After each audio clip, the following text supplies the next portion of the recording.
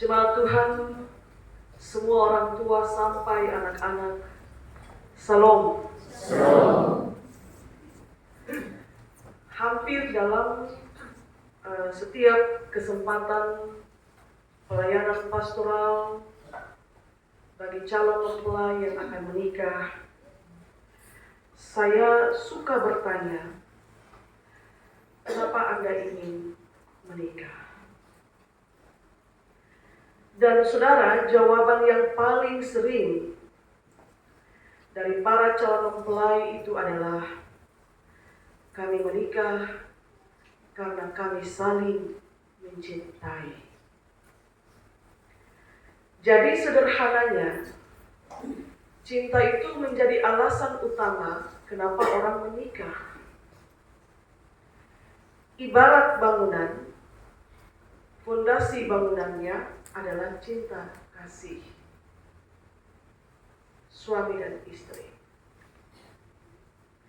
Tidak ada yang salah dengan jawaban itu, karena bagaimanapun juga menikah itu dia akan selalu berkaitan dengan soal rasa, perasaan. Tetapi tanpa bermaksud menjustifikasi secara kasuistik. Sekali lagi, secara kasuistik, beberapa rumah tangga kehilangan kasih suami istri seiring makin bertambahnya hari-hari kebersamaan, bulan-bulan, bahkan tahun-tahun kebersamaan. Ini kasuistik, jadi tidak pukul rata semua bapak-bapak. Awal-awal berumah tangga, suasana rumah terasa seperti di surga. Tapi entah kenapa seiring berjalannya waktu, surga itu berganti menjadi neraka. Ini berdasarkan kesaksian. Kemudian 1 sampai 2 minggu atau 3 minggu katakanlah setelah menikah, suami istri datang gereja sama-sama, duduk sama-sama dengan penuh sukacita. Tetapi mulai masuk minggu-minggu berikut, hanya istri sendiri yang datang ke gereja. Bapak tua di rumah hanya titip pesan, jangan lupa berdoa kasih beta. Terus kenapa Bapak tidak datang? Kalau Bapak cuma titip pesan. Kemudian, awal-awal berumah tangga, suami istri saling memanggil dengan panggilan sayangnya masing-masing. Apalah, macam-macam itu panggilan sayang. Terbawa dari masa pacaran, awal-awal menikah, masih panggil dengan panggilan sayang, ya, Mama Mia, ya. Tapi entah kenapa seiring berjalannya waktu, minta maaf, suami panggil istri, kalau bukan anjing, babi. Kalau bukan babi, kambing. Kalau bukan kambing, sapi. Kalau bukan sapi, monyet. Kalau bukan monyet, terserahlah, Bapak mungkin yang tahu, Seolah-olah waktu masuk minta itu, masuk minta manusia atau masuk minta babi. Atau saat menikah berjalan menuju altar untuk menerima berkat suami istri, yang digandeng itu manusia atau kambing. Sekali lagi ini kasuistik, seiring berjalannya waktu. Dan baiklah kita merefleksikan itu. Jadi kemana perginya cinta mula-mula yang menjadi alasan laki-laki dan perempuan itu menikah? Apakah kasih itu menguap seperti embun? Atau dia berpindah tempat? Atau jangan-jangan kadarnya mulai berkurang? Saudara, gereja itu, keluarga itu gereja miniatur. Kalau kasih itu hilang dari tengah-tengah keluarga, bagaimana keluarga itu dia dapat merayakan kasih dan mewujudkan perdamaian di dalam rumah tangganya? Apakah anak-anak akan merasa damai tinggal di rumah yang orang tuanya itu sering bertengkar, tidak kenal waktu? Lalu apakah hati orang tua akan diliputi dengan damai, sejahtera, sukacita kalau anak-anaknya tidak mau dinasehati, bahkan mereka selalu buat keonaran di luar rumah? Apakah orang tua akan merasa nyaman? Lalu di dalam gereja sebagai persekutuan, bagaimana gereja dapat merayakan kasih dan mewujudkan perdamaian kalau anggota-anggotanya berat hati untuk saling memberi hormat satu dengan yang lain? Bagaimana gereja mau merayakan kasih dan mewujudkan perdamaian kalau anggota-anggotanya mengeluarkan kata-kata kutukan atau caci maki saat berdebat?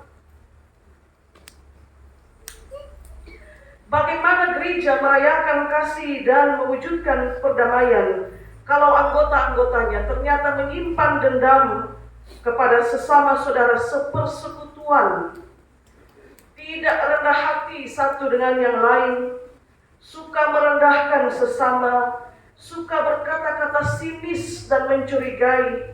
Lalu yang paling berbahaya, bagaimana gereja dapat merayakan kasih kalau persekutuan itu pecah karena termakan isu? Lalu, bagaimana jemaat dapat terlayani dengan baik kalau kerajinan para pelayannya menjadi kendur? Saudara bayangkan, jemaat kita bersiap hati diri rumah mereka untuk menerima pelayanan. Lalu 1-2 jam sebelum ibadah Anda menyampaikan bahwa Anda sakit, yaitu di luar kemampuan kita. Anda menyampaikan bahwa Anda tidak bisa hadir, dan lain sebagainya. Dan para jemaat sekalian, bagaimana pelayanan dapat berjalan kalau jemaat menolak pelayanan ibadah di rayon-rayon? Majelis sosial di pelayanan sampai di sana pintu rumah tertutup. Tidak bisa disangkali di usia gemit yang ke-77 tahun dan semangat reformasi 507 tahun, semua pergumulan yang disebutkan itu, dari keluarga sampai ke persekutuan bergereja, itu masih ada. Padahal panjang lebar firman Tuhan menasihati kita sebanyak 10 ayat yang dimulai dengan kalimat, hendaklah kasih itu jangan pura-pura. Saya kira vokal grup penabur bernyanyi dengan sangat baik menyampaikan syair firman Tuhan. Kata firman, roh itu menurut tetapi daging itu lemah, itu benar. Kebenaran firman Tuhan menyatakan demikian. Roh penurut tapi kedagingan kita lemah. Tetapi dalam kebenaran itu, baiklah kita ingat bahwa roh yang penurut tidak pernah mendorong seorang percaya untuk mempraktekkan kasih yang pura-pura atau hidup dalam kasih yang pura-pura. Anda memberi hormat tapi Anda berpura-pura memberi hormat. Anda melepaskan pengampunan tapi Anda berpura-pura. Anda saling menjaga tapi Anda berpura-pura dalam keadaan saling menjaga. Dan roh yang penurut tidak mendorong engkau untuk melakukan yang demikian. Setiap orang yang hendak menikah, Saudara-saudari yang terkasih, Anda mesti mengingat, Anda tidak bisa memulai membangun rumah tangga dengan kasih yang pura-pura. Meskipun secara gamblang Anda akan bilang, saya menikahi dia karena saya mencintai dia. Setiap orang tua yang jatuh bangun mendidik dan menjaga anak-anak, Anda dan saya juga tidak bisa mengerjakan tugas yang mulia itu dengan kasih yang pura-pura. Dan semua orang siapapun dia, anak-anak sampai orang tua yang memberi diri untuk melayani Tuhan, Anda jangan sampai melayani dengan kasih yang pura-pura.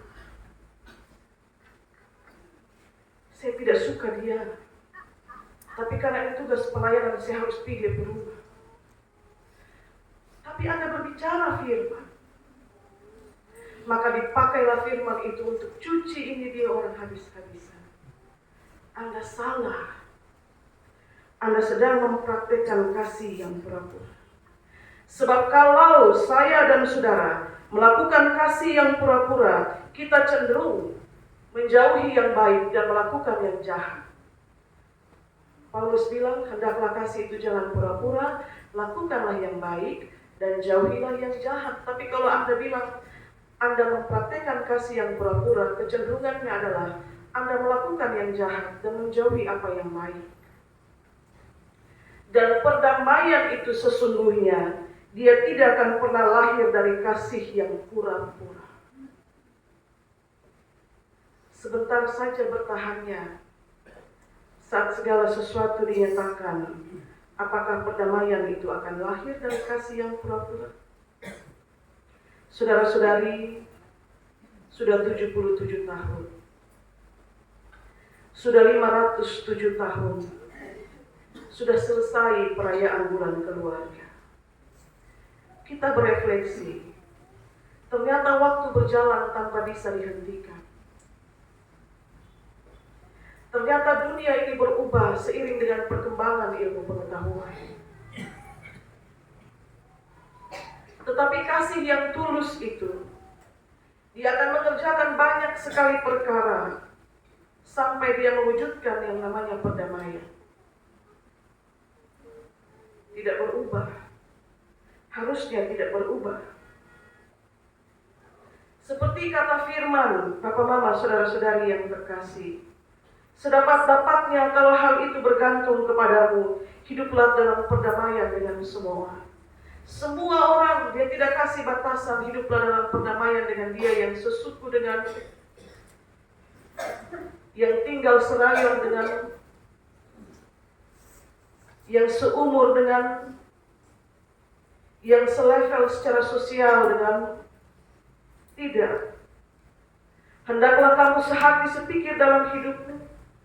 Jangan memikirkan perkara-perkara yang terlalu tinggi, tapi arahkanlah pikiran-pikiranmu kepada perkara-perkara yang sederhana. Jangan menganggap dirimu terlalu pandai, dan semuanya dituliskan untuk kita.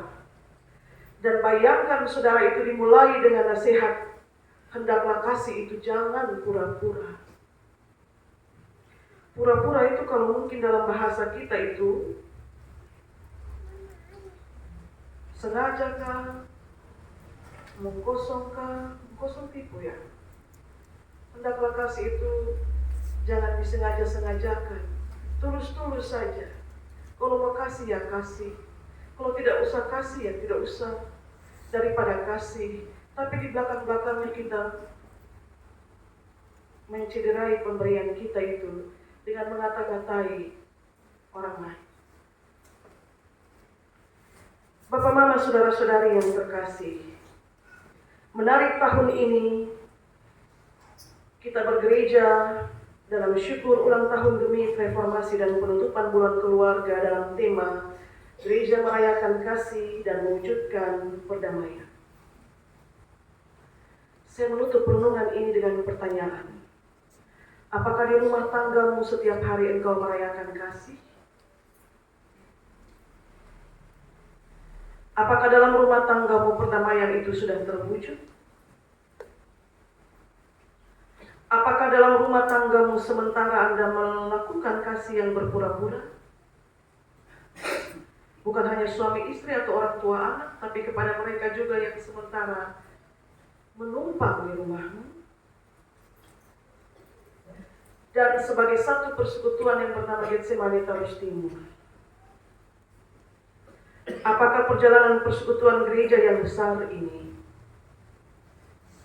sudah berlangsung dalam semangat kasih yang tidak pura-pura?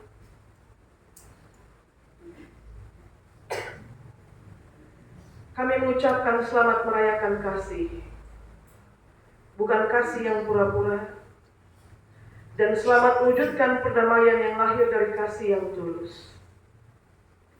Selamat ulang tahun untuk Gereja Masihi Injili di Timur, tempat kita semua dibaptis, diteguhkan menjadi anggota SIDI, diberkati pernikahan kita, ditadiskan menjadi majelis jemaat, dilayani dalam berbagai bentuk ucapan syukur maupun duka cita. Rumah ini telah bertumbuh 77 tahun. Dan sebagaimana kata firman, yang kasih pertumbuhan itu bukan manusia. Yang kasih pertumbuhan bagi gereja adalah pemilik gereja itu sendiri. Dan dia adalah Tuhan. Selamat ulang tahun sekali lagi untuk Gereja Masihi Injili di Timor. Dan mari kita berjalan bersama sebagai satu keluarga Allah dengan kasih yang tidak berpura-pura. Tuhan berkati kita dengan firman-Nya. Amin.